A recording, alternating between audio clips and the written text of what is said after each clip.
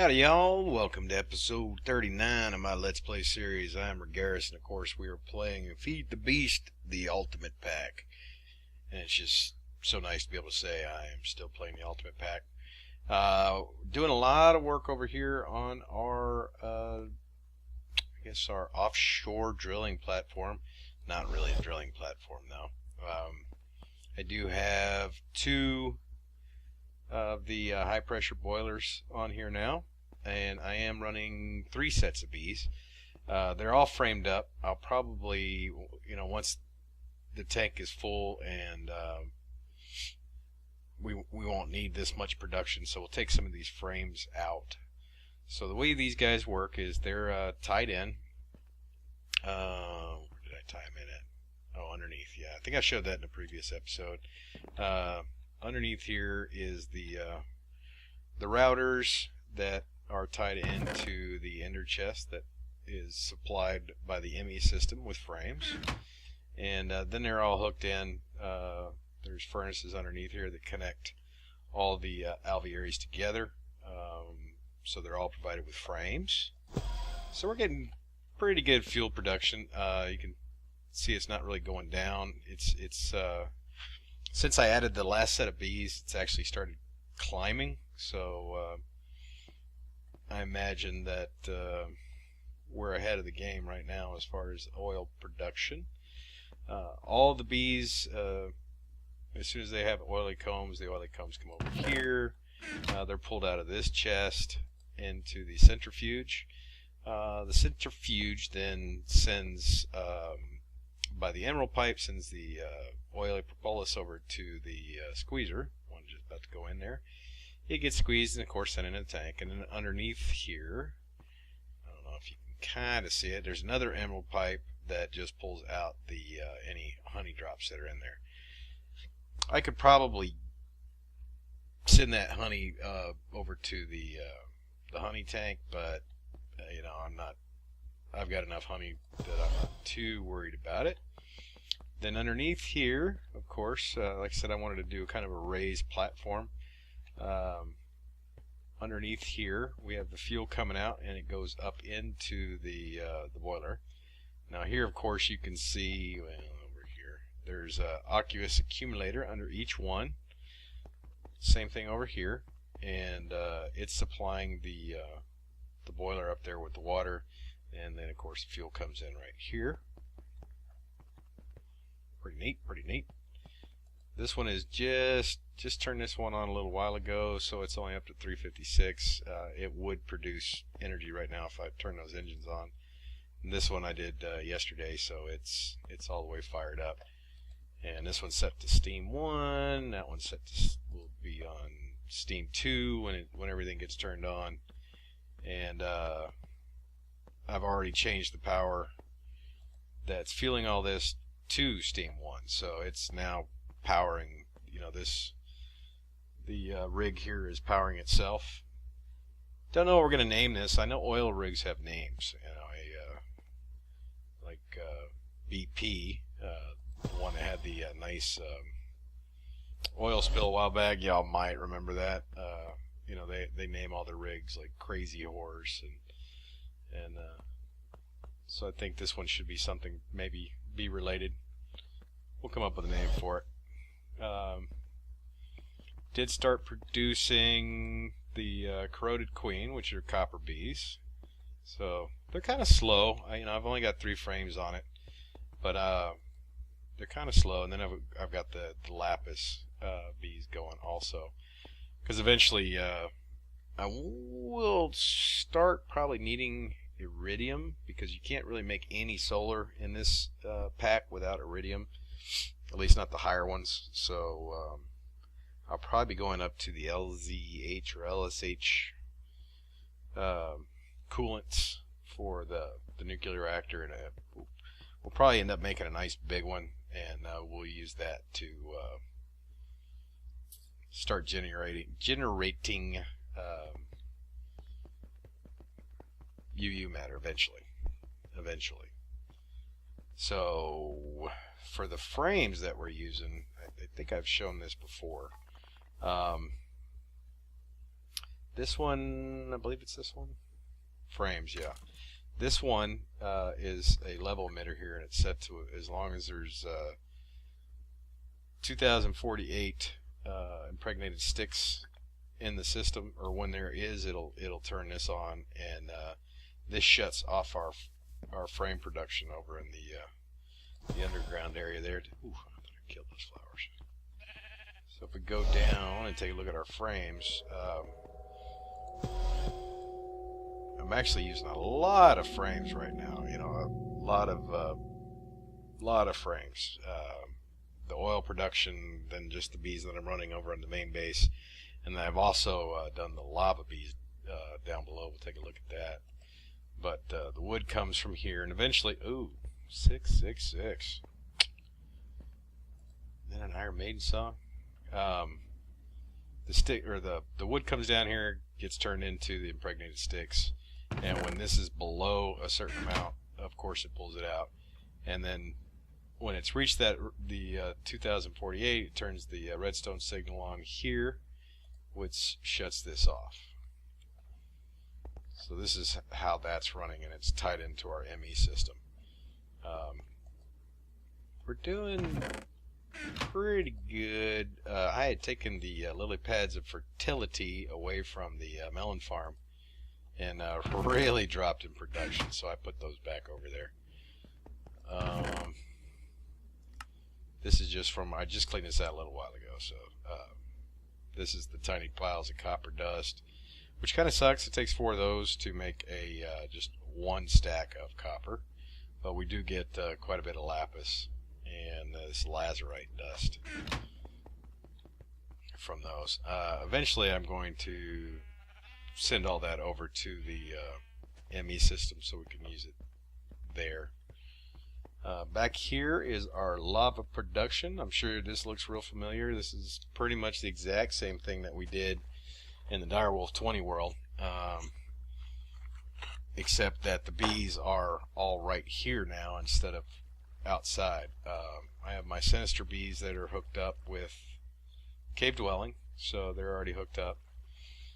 They're cave dwelling, nocturnal, and strong flyers, so that means they're going to work in the rain and work at night, and they will work in the underground.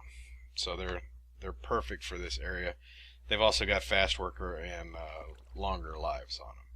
And then on back here are the routers, and of course the same ender chest, and it supplies this one with frames. Now I am running 6 on this one right now, just to I just want a good surplus here in the barrel. I could probably run less. It just would fill up a lot slower, because this actually does use quite a bit, because I've got it I didn't think it was going to use much lava, but until I went and looked at it, because what's using the lava really is the industrial centrifuge, I think it's called, that thing that's making the copper. Every once in a while it will just drain this completely out, and then it'll fill it back up pretty quickly though. But we're still in a surplus on phosphor, so that's pretty cool. It's pretty cool. It's a beautiful day here in Texas. I just came home and got inside. I was out working this morning, and man, it was like low 80s, no humidity. Perfect day for a Texas day. Because normally it's been so hot outside the last couple of days, you feel like you're gonna die the second you walk out there. Now over here we've produced a lot of mulch. I was hoping this was going to run out before this thing fills up, but it doesn't look like it. So I'll either shut this off for a little bit until that runs out, so I don't waste any, or I'll just get rid of this, just chuck it, and then go ahead and move this chest over, and we'll just run some piping over here to keep that supplied. We got a ton of mulch, got a ton of wheat. We've got so much wheat I'm voiding it now, just to kind of get rid of it.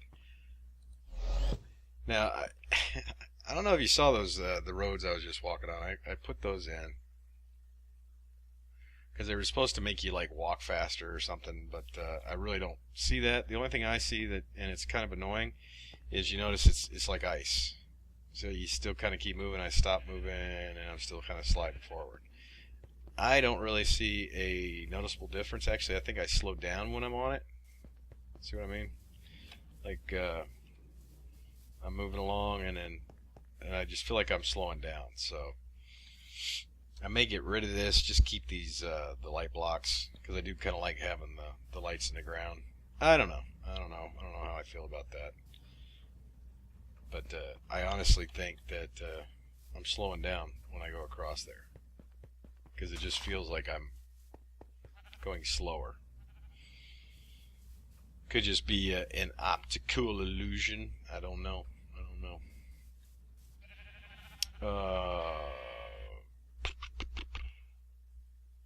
This I want to get rid of. I was looking at the I put this in very early on because red power is pretty easy to get going quickly in the game, but it's kind of ugly. The reason for the grass on top and the way it's set up is to keep them from moving around, and the grass on top is supposed to promote grass growth below it, the way I guess the game mechanics work. But it's just it's kind of ugly. I mean, you can't get in there, and meh. With the rancher, I think we could just put them in a pen, like over here. Just put them in there, and then place a rancher, and with the right upgrades, it would shear all of them in here. But I haven't messed around with them just yet. Probably something we'll do eventually. Right now I've got the spiders going down here because I have been going through so many frames that my string was actually pretty low, so I'm trying to build it up. Now, the only downside of these spiders, every once in a while one survives.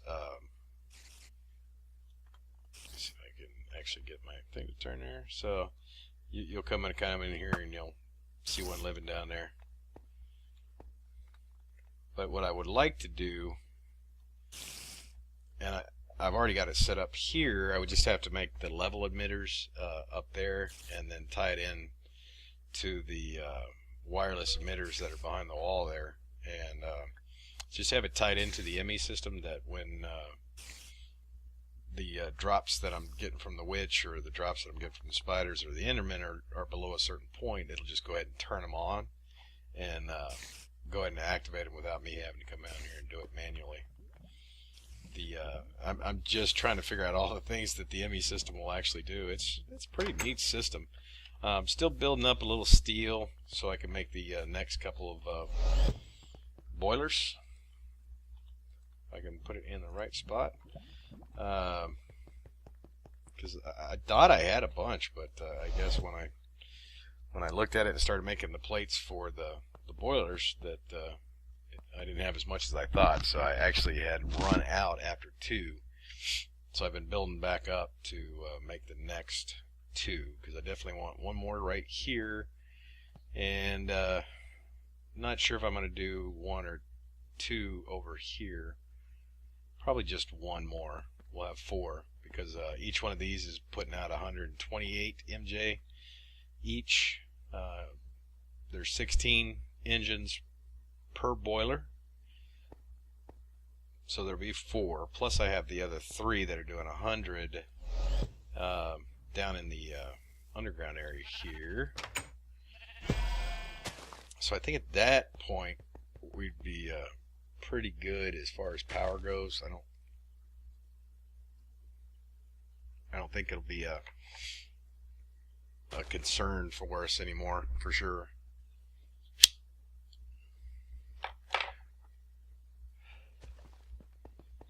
So that's where we're kind of at right now. Really enjoying the some of the stuff in this pack. I mean, there's so much that I haven't even got into yet. There's some of the items that seem pretty cool with Greg Tech. other than the the recipes that he does not mess with. I caught a video from Hermitcraft, King Daddy D-Mac. He was doing one of the new fusion reactors. I guess they've changed the recipe, and that thing is huge. I mean, it's massive. I mean, the other one wasn't too bad, but this new thing is really gigantic, and I don't think I want to mess with that until I get at least one ultimate hybrid solar panel to kind of get it going, because it's just going to take a lot of power to get it fueled up to start. But then once it's going, of course, you know, it's going to generate a lot of power. But that's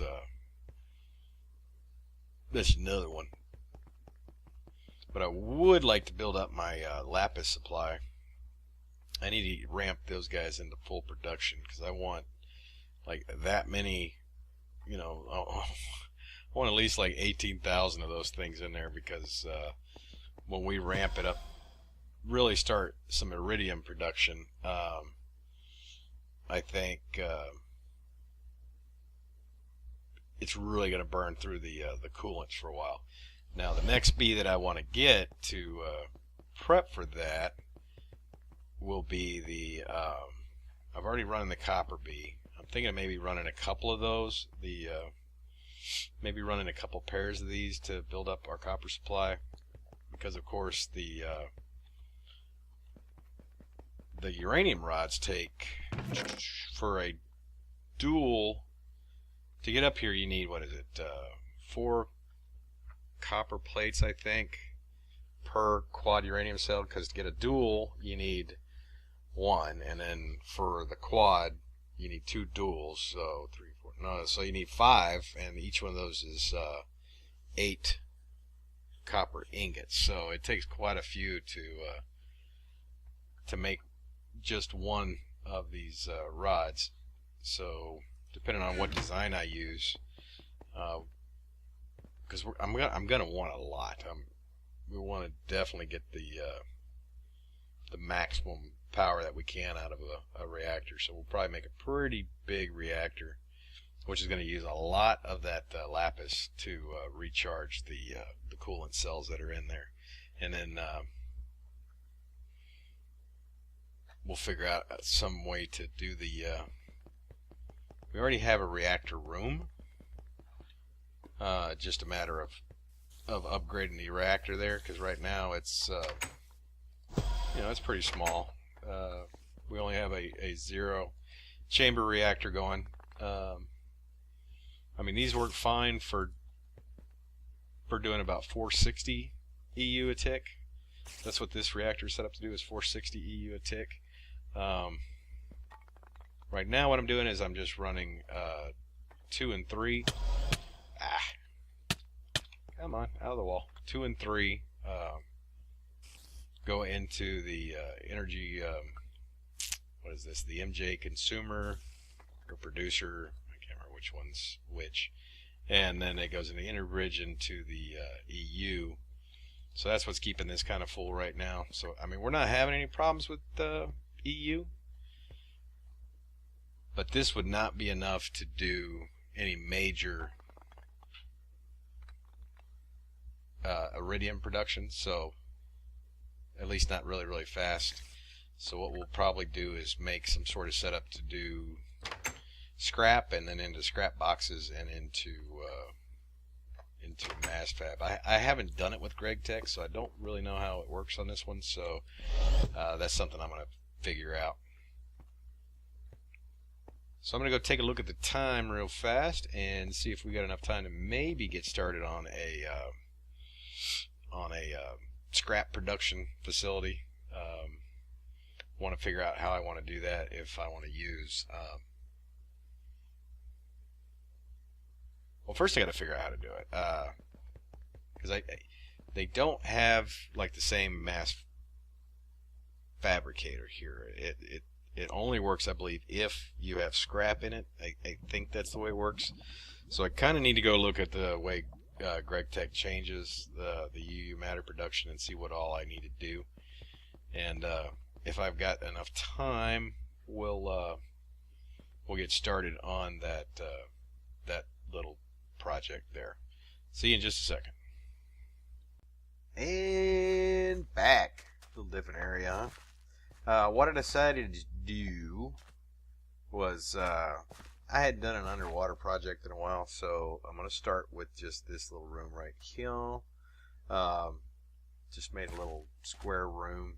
What we're going to do here is just kind of make this our scrap production area, or maybe not scrap, but just no, we'll probably do scrap and maybe UU matter if I can fit it all in here. Still debating on how I'm going to generate the scrap. I'm either going to use like a redstone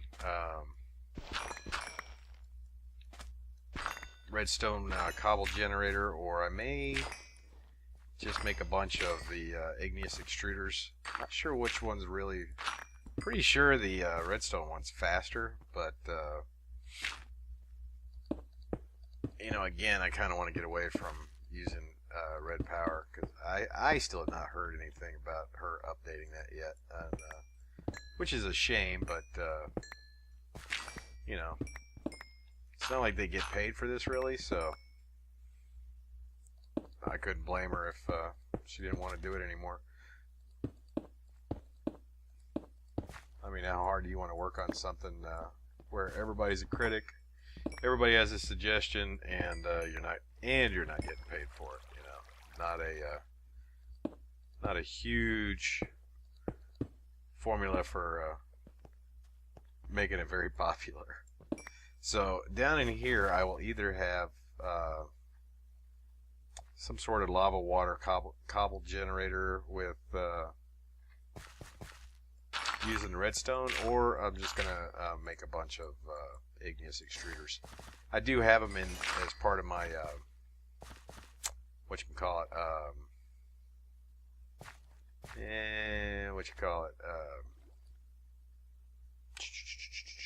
boy, I can't think now. ME system. So it's not like it'd be hard to make them. I just gotta tell the system how many I want, and those will be done. Just not sure which one would be quicker in the long run. But we're definitely going to get going with off camera. I'm going to breed up some iridium bees, or nuclear bees. You know what? As a matter of fact, I think there are iridium bees. So that's something else I'll be looking into. Shoot, who knows? That may be easier than this. So I'll have to definitely take a look at that and get started on getting some iridium done. And gotta love this little wand. Makes this kind of thing a lot faster. Done.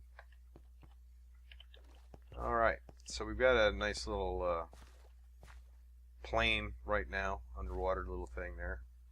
See, we're kind of in between our main base and the I guess we'll just call it the Crazy Bee drilling platform there, and this will be our iridium production area to start.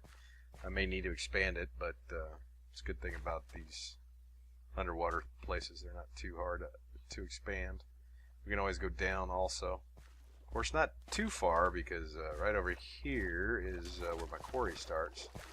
And yeah, we just got a huge, vast, deep pit going way out that way.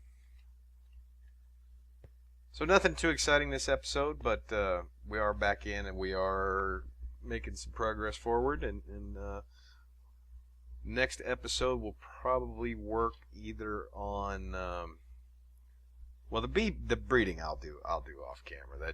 That's not exciting for anybody really. But I'm going to decide the easiest and quickest way to get the iridium. So When I get that figured out, we'll get that going in the next episode. I appreciate everybody coming by. Definitely not too many comments on this last one, but you know, didn't have a lot in there, so it's no big deal. Don't forget to click a like for me. That helps me out. And if you're watching and you're not subscribed, don't forget to subscribe. Let you know when I put up a new episode. So until next time, I'll see y'all later.